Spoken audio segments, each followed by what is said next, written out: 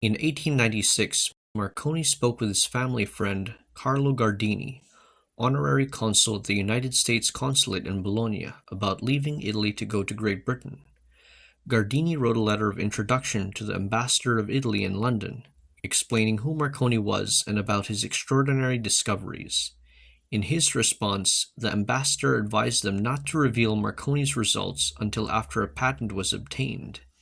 He also encouraged Marconi to come to Britain, where he believed it would be easier to find the necessary funds to convert his experiments into practical use.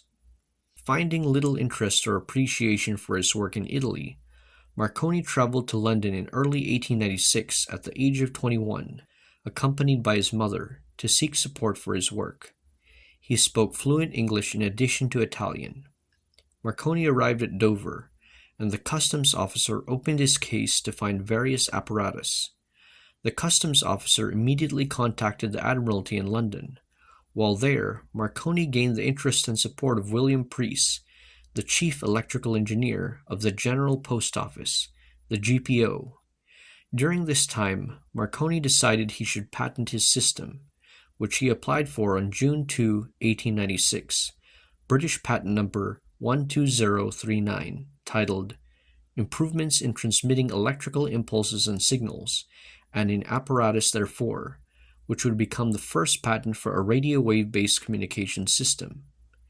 Marconi made the first demonstration of his system for the British government in July 1896.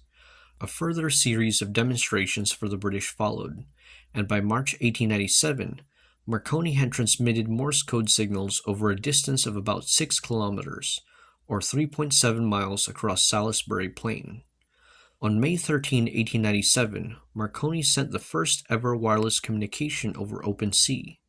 A message was transmitted over the Bristol Channel from Flatholm Island to Lavernock Point near Cardiff, a distance of 6 kilometers, or 3.7 miles.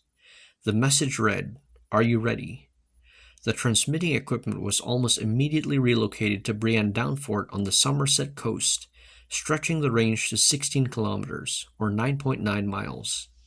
Impressed by these and other demonstrations, Preece introduced Marconi's ongoing work to the general public at two important London lectures: Telegraphy Without Wires at the Toynbee Hall on December 11, 1896, and Signaling Through Space Without Wires, given to the Royal Institution on June 4, 1897.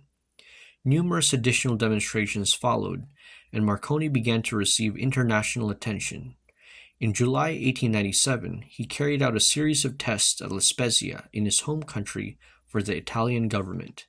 A test for Lloyd's between the Marine Hotel in Ballycastle and Rathlin Island, both in County Antrim in Ulster, Ireland, was conducted on July 6, 1898 by George Kemp and Edward Edwin Glanville. A transmission across the English Channel was accomplished on March 27, 1899, from Wimereux, France, to South Foreland Lighthouse, England. Marconi set up an experimental base at the Haven Hotel, Sandbanks, Poole Harbour, Dorset, where he erected a 100-foot-high mast. He became friends with the Van Routs, the owners of Brownsea Island in Poole Harbour, and his steam yacht, the Electra, was often moored on Brownsea or at the Haven Hotel. Marconi purchased the vessel after the Great War and converted it to a seaborne laboratory from where he conducted many of his experiments. In December 1898, the British Lightship Service authorized the establishment of wireless communication between the South Foreland Lighthouse at Dover and the East Goodwin Lightship, 12 miles distant. On March 17, 1899, the East Goodwin Lightship sent the first wireless distress signal, a signal on behalf of the merchant vessel Elba, which had run aground on Goodwin Sands. The message was received by the radio operator of the South Foreland Lighthouse, who summoned the aid of the Ramsgate lifeboat.